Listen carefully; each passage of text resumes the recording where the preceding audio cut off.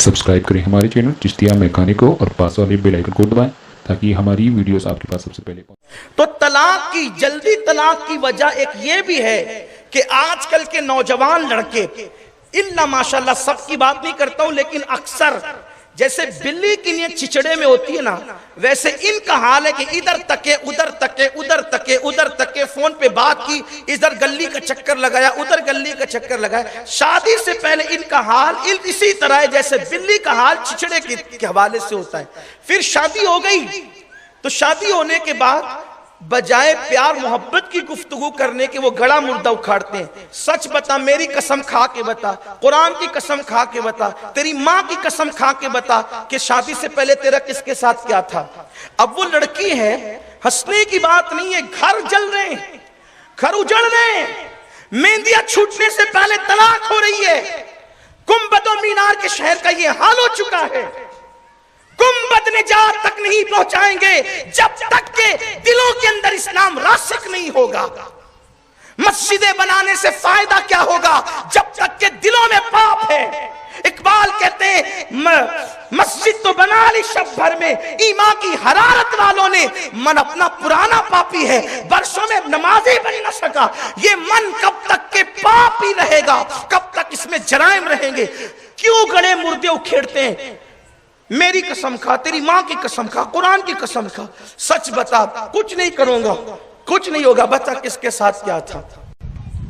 पहली रात है, दूसरी रात है, मोहब्बतों की रात है, उल्फतों की रात है, और वहां ये सारा महाभारत मचा है। एक लड़की, इसलिए कि बच्चियां लड़कियां एक तो नए घर में है, अकेली है, नए चेहरे का सामना है, और इतनी बड़ी कसम वो सोचती है कि चले बता तो देना ही होगा। बता करने के बाद दूसरे दिन से नफरतों का सिलसिला शुरू हो जाता है। यहां पर मैं एक शरई मसला बताता हूं आपके सामने।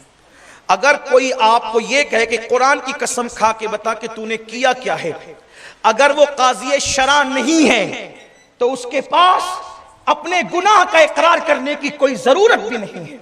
इसलिए कि अल्लाह के रसूल ने फरमाया गुनाह को छुपाओ, इसलिए कि वो इस्लामी अदालत में थोड़ी खड़ी है।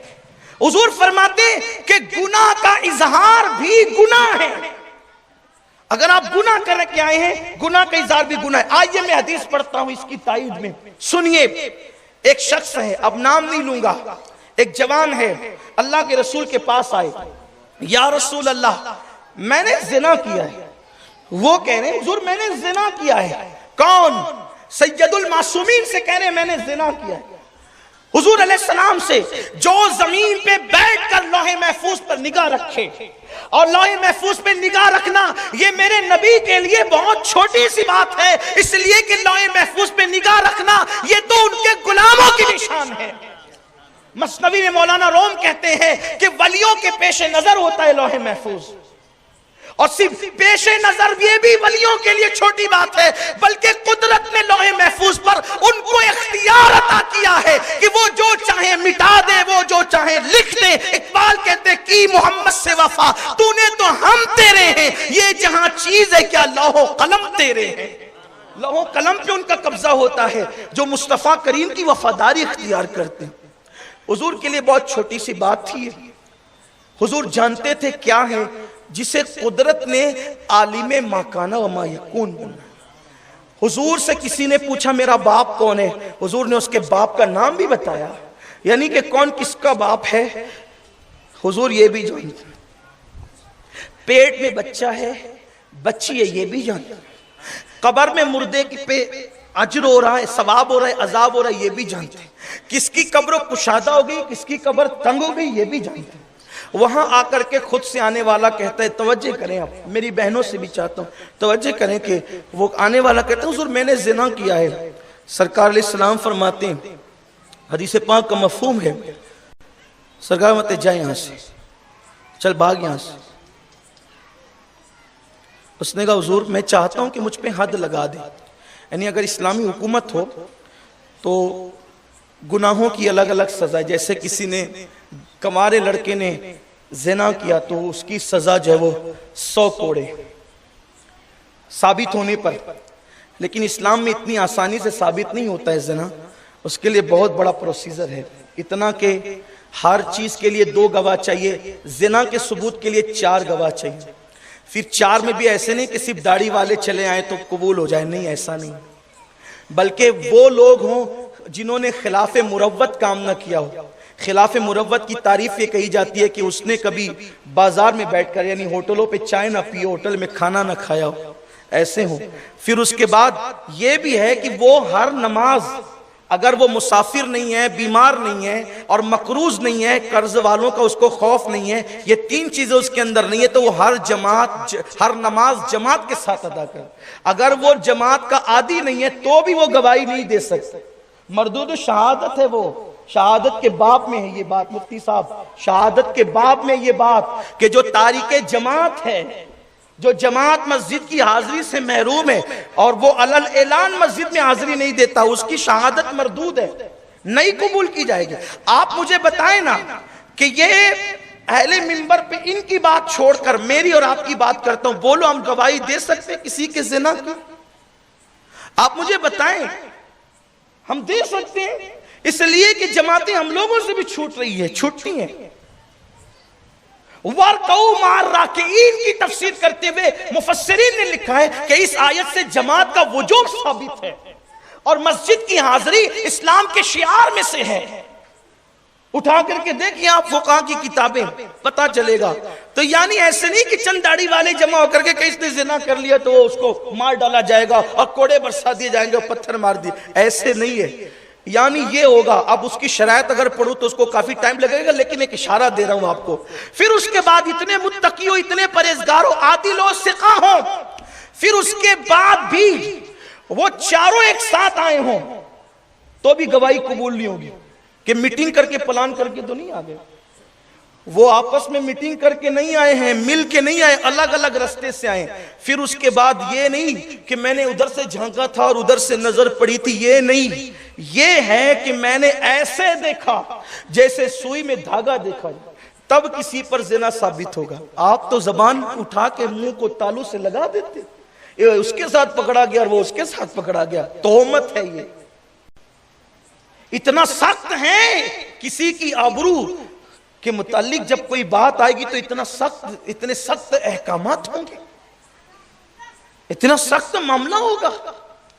यह है इस्लाम का कानून। तो गैर शादीशुदा है तो 100 कोड़े लगेंगे, शादीशुदा है तो उसको संगसार किया जाए। लेकिन कहां? इस्लामी हुकूमत, जहां इस्लामी बादशाह, इस्लामी हुकूमत है और सबूत पहले तो इतना मुश्किल है कि साबित हो ही नहीं सकता, और जहां साबित हो जाए बात अलग है। या फिर अब ध्यान करें जो असल बात पे आ रहा है, या फिर करने वाला खुद काज़ी शरा के पास इकरार करे। तो उस आने वाले ने आगे कहा कि हुजूर, और ये भी है अगर उस पे हद लग गई ना, जो इस्लामी कानून है, हद लग गई तो उम्मीद है कि वो यहीं पर पाक हो गया, क़यामत में इंशाअल्लाह उससे पूछ नहीं होगी। इसीलिए आने वाला आया था कि मुझे यहीं पाक कर दें, इसलिए कि यहाँ के पत्थर आसान हैं, वहां के कोड़े फरिश्तों के बड़े मुश्किल हैं। तो आने के बाद कहा हुजूर मैंने ज़िना कहा, चल यहां से जा, हालांकि जानते सब। फिर कहा हुजूर मैंने ज़िना किया। अल्लाह के रसूल ने फरमाया अपने सहाबा से, देखो ये पागल तो नहीं है, इस पर पागलपन का दौरा तो नहीं पड़ता है, कहीं पागलपन की वजह से इस तरह बक रहा है कि मैंने ज़िना किया है। साहबा ने कहा हुजूर नहीं, ये पागल नहीं, इस पे पागलपन का दौरा भी नहीं पड़ता। फिर उसने कहा हुजूर मैंने ज़िना किया है। सरकार ने कहा इसका मुंह सूंघो, कहीं शराब के नशे में तो नहीं बोल रहा है, गाफिल होकर के। मुंह सूंघा गया कि हुजूर नहीं, ये शराब के नशे। चौथी बार उन्होंने कहा हुजूर मैंने ज़िना किया है। अब अल्लाह के रसूल का फरमान, अरे नादान, गुनाह किया था, अल्लाह ने पर्दे डाल दिए थे, जब कुदरत ने छुपा दिया था तो छुपाए रहने देता, तूने बोला क्या? ये हुजूर की शान करीमी है, रहमतुल्लिल आलमीन ही हुजूर की है। हुजूर कहते कुदरत ने छुपा दिया तो तू भी छुपाए रखता। पता चला अगर गुनाह हो जाए, गुनाह का इजहार मत करो, गुनाह का इजहार भी गुनाह है। तो अब अगर किसी का शौहर किसी से ये कहता है, उसको ब्लैकमेल करता है कि बता क्या था, मेरी कसम खा, तेरी माँ की कसम खा, कुरान की कसम खा, लड़की पर कोई फर्ज वाजिब नहीं है कि उससे जो गुनाह हुआ वह उसका इजहार करे। इसलिए कि और फिर वो भी उस वक्त जबकि इजहार गुनाह करने से अब वो तौबा कर चुकी है, अब वो नया घर बसा रही है, नई खुशियां उसको मिल रही है, अब वो इकरार करेगी तो वो खुशियां रूठ जाएगी। तो ऐसी सूरत में तो उसके लिए लाजिम है कि वो ना बताए, इनकार कर दे कि ऐसा कुछ नहीं है। इंशाअल्लाह उस पर कोई गुनाह नहीं होगा। उसकी वजह ये है, आप कहेंगे ये तो झूठ हो गया, आप तो मिंबर से झूठ की बात करें, झूठ नहीं हुआ। हुजूर की हदीस है, अत्ताइबु मिन ज़म्बी कमन ला ज़म्ब लह, गुनाह से तौबा करने वाला ऐसा है जैसे उसने गुनाह किया ही नहीं है। जब कुदरत ने फरिश्तों के दफ्तर से तौबा की बुनियाद पर गुनाह को मिटा दिया है, तब आप खरीदने वाले होते कौन हो? अल्लाह के रसूल फरमाते हैं, जो गुनाह से तौबा कर चुका उसको गुनाह को याद मत दिलाओ, आर मत दिलाओ, वरना उस वक्त तक तुम्हें मौत नहीं आएगी जब तक कि उस गुनाह में मुब्तला होकर तुम जलील नहीं हो जाते। इसलिए कोई गुनाह से तौबा कर ले तो उसे इज्जत दो, उसको आर मत दिलाओ, उसको बार बार उसके सामने उसको ताना मत दो। एक बच्ची है, तौबा कर चुकी, क्यों कुरेदते हो? तौबा हो गई, मामला पाक हो गया। बहुत सारे ऐसी औरतें हैं जिनकी जिंदगियां बड़ी पाप में गुजरी, लेकिन जब उन्होंने तौबा की तो बड़ी शान वाली औरतें वो हो गई। लेकिन मैं कौम की बेटियों से भी कहता हूं कि खुदा के लिए आपकी आबरू बड़ी कीमती है। आप किसी के फोन पर, किसी के ज़ेवरात पर, किसी के तोहफे पर अपनी आबरू का सौदा मत करो, इसलिए कि फिल्म की लड़की की जिंदगी 3 घंटे की है। मेरी बहन, तेरी जिंदगी 3 घंटे की नहीं है, तुझे तो पूरी जिंदगी जीना है। तुम्हें तो हर सुबह हर शाम लोगों के सामने आना है, लोगों के सामने अपनी जिंदगी जीना है, लोगों अपनी जिंदगी के मसाइल का मुकाबला करना है। अगर आप इसी तरह, और फिर कुदरत ने इंतखाब तो किया है ना। मेरी बहनों से मैं कहता हूं, रिश्ते लेट आते हैं तो लोग इतना घबरा जाते हैं, जबकि हदीस पाक का मफहूम है कि दरख्त की पत्तियां भी बेजोड़ पैदा नहीं हुई। ये जो दरख्त में पत्तियां देखते हो ना, अल्लाह ने इसको भी बेजोड़ पैदा नहीं किया। इसमें भी कुछ पत्ते नर है, कुछ पत्ते मादा है, और अल्लाह ने उनका भी जोड़ा पैदा फरमाया। आप हदीस उठा करके, इस हदीस में है अल्लाह ने हर चीज को जुफ्त पैदा किया, यानी जोड़े से पैदा किया।